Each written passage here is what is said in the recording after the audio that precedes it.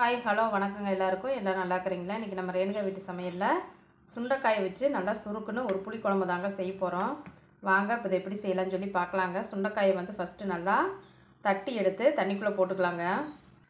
பாருங்கள், இந்த மாதிரி சுண்டைக்காயை வந்து தட்டி எடுத்துக்கலாங்க. பிஞ்சு காயாக இருக்கிறனால விதையெல்லாம் வெளியே எடுக்க வேண்டியதில்லை. விதையில தான் நிறைய இரும்பு சத்து வந்து அதிகமாக இருக்குங்க. நம்ம பிஞ்சு காயை எடுத்தோம்னா அந்த விதையோட இப்படி தட்டிட்டு மட்டும் யூஸ் பண்ணால் போதுங்க. விதையை வந்து வெளியே எடுக்க வேண்டியது இல்லைங்க. அடுப்பில் ஒரு வாணலி வச்சு காஞ்ச முன்னாடி நம்ம தேவையான அளவு எண்ணெய் சேர்த்துக்கலாங்க. எண்ணெய் சேர்த்துட்டு கொஞ்சமாக ஒரு 10 வெந்தயம், தாளிப்புக்கு கொஞ்சமாக கடுகு சேர்த்துக்கலாங்க. பொரிஞ்சு வந்ததும் சின்ன வெங்காயம் வந்து இந்த மாதிரி குண்டு குண்டாக வெட்டி வச்சுக்கிறேங்க, அதையும் சேர்த்துக்கலாங்க.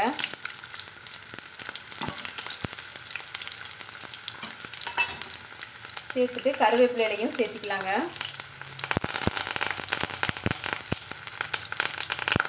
சேர்த்து கலந்துக்கலாங்க.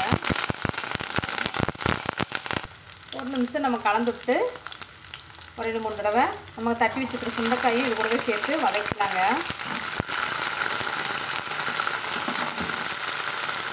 இது நம்ம நல்லா வதக்கி விட்டுக்கலாங்க.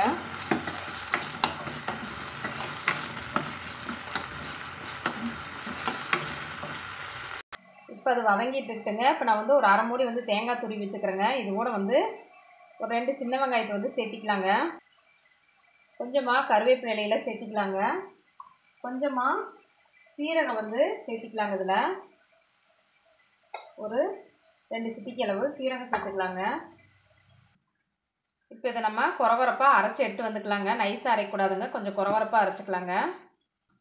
பாருங்கள், இந்த மாதிரி ஒரு 2 சுற்று மட்டும் சுற்றி நம்ம கொரகொரப்பாக துருவினதை விட கொஞ்சம் சின்னதாக இருக்கிற மாதிரி அரைச்சி எடுத்துக்கலாங்க. இப்போ சுண்டைக்காய் வந்தது நம்மளுக்கு நல்லா வறுவட்டு கலர் சேஞ்ச் ஆகி நல்லா வந்துருச்சுங்க. எண்ணெய் கத்திரிக்காய் எப்படி நம்ம வதக்கினா கலர் சேஞ்ச் ஆகுமோ அதே மாதிரி வந்திருக்கு பாருங்கள். இந்த மாதிரி வறுவட்டு முன்னாடி நம்ம இதில் வந்து குழம்பு மிளகாய் தூள் வந்து நான் ஒரு 1.5 ஸ்பூன் அளவுக்கு சேர்த்திக்கிறேங்க. நீங்கள் உங்கள் காரத்துக்கு ஏற்ற மாதிரி சேர்த்திக்கங்க. இந்த அளவுக்கு மஞ்சள் தூள் வந்து ஒரு 1/4 ஸ்பூன் அளவுக்கு சேர்த்திக்கலாங்க. உப்பு நம்ம குழம்புக்கு தேவையான அளவு வந்து கல்லுப்பு சேர்த்திக்கிறேங்க. சேர்த்திட்டு நல்லா வதக்கி விட்டுறலாங்க.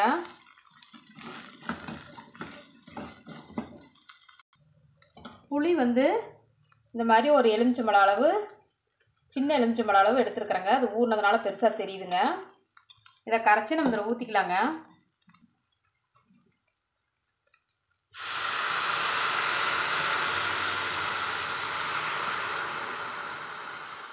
இப்போ நம்ம இதை கலந்து விட்டுக்கலாங்க. நல்லா கலந்து விட்டு நம்ம அரைச்சி வச்சுக்கிற தேங்காயும் இப்போவே நம்ம சேர்த்திக்கலாங்க. சேர்த்திட்டு தேவையான அளவு வந்து தண்ணி சேர்த்துக்கலாங்க.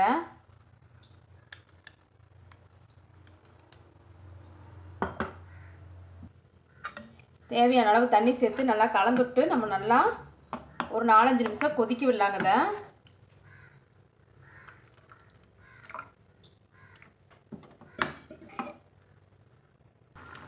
நல்லா மணமாக தளதளன்னு கொதிச்சு வந்துட்டு இருக்குதுங்க. நம்மளுக்கு நல்லா கொதிக்கிட்டுங்க. ஒரு தடவை கலந்துட்டுக்கலாம். நம்ம நல்லா கொதிச்சு நம்மளுக்கு எண்ணெய் பிரிஞ்சு வந்துருச்சுங்க ஓரமெல்லாம். இந்த ஸ்டேஜில் நம்ம பெருங்காயம் சேர்த்துக்கலாங்க.